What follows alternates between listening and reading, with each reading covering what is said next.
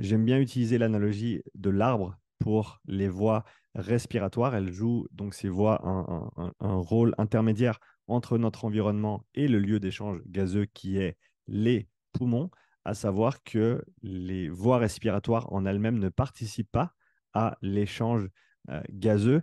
Si on fait un parallèle ici entre un arbre et les voies respiratoires, on voit que les poumons sont l'équivalent des feuilles où s'effectue respectivement l'échange gazeux et la photosynthèse. Par contre, les voies respiratoires en elles-mêmes, c'est un petit peu comme le tronc d'un arbre, c'est-à-dire qu'elles sont importantes, mais elles ne vont pas participer directement à l'échange gazeux. Si on observe les différentes structures, le corps effectue l'échange gazeux, tout comme les feuilles sont le lieu de la photosynthèse pour les plantes et les arbres, ben, nos poumons forment l'interface entre cet air que l'on prend de l'environnement externe et les différentes molécules qu'on va pouvoir en extraire et dont on a besoin en interne pour effectuer notamment la respiration cellulaire.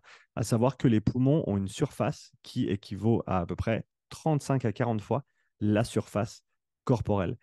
Et ce qui est fascinant, c'est que cette énorme surface, qui représente à peu près un demi-terrain de tennis, 50 à 60 mètres carrés, est repliée dans la partie supérieure de notre cavité thoracique. Et un des moyens tout seul, il s'avère qu'il y a entre 50 et 60 muscles qui participent au mouvement de respiration. Donc on parle ici d'inspiration active et d'expiration active également. Ces muscles qui nous permettent de ventiler à peu près 10 000 litres d'air par jour, ce qui équivaut à peu près à la taille de cette citerne que tu vois ici à l'image, représentée à l'échelle avec ce monsieur sur la droite.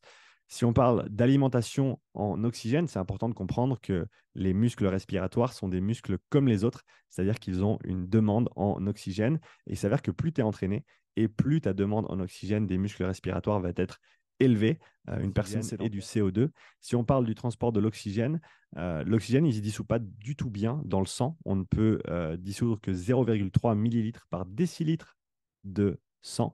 Mais l'hémoglobine, elle, qui est la molécule de transport reine de l'oxygène, elle est quasiment 100% saturée en oxygène. Elle peut être complètement saturée en oxygène, tant bien même que les alvéoles soient bien ventilés. Donc l'hémoglobine est une protéine que tu vois ici en haut à gauche dans sa disposition moléculaire. C'est une protéine qui se trouve dans nos globules rouges et son rôle est de transporter l'oxygène depuis les poumons vers les muscles et le dioxyde de carbone depuis les muscles vers nos poumons. Un gramme d'hémoglobine sur l'image ici en vert, donc le vert, c'est la structure, l'infrastructure mitochondriale à l'intérieur d'une cellule musculaire, ce qui est absolument fascinant. Et donc, ces mitochondries qui sont le lieu de la respiration cellulaire, mais pas seulement. Elles jouent un rôle très, très important, autant dans la santé que la performance. On le verra juste après.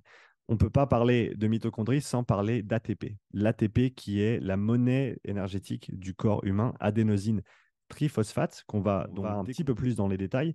On a le centre respiratoire qui est composé de 4 parties principales. On a notamment le centre inspiratoire médulaire, le centre expiratoire médulaire, et ensuite, on a les centres dits pneumotaxiques et apneustiques qui se trouvent dans le pont. À savoir que quand tu te trouves au repos, c'est le groupe dorsal, donc le centre inspiratoire, qui est activé et qui va solliciter le diaphragme et les muscles intercostaux externes dans leur fonction autonome pour l'inspiration, je te rappelle.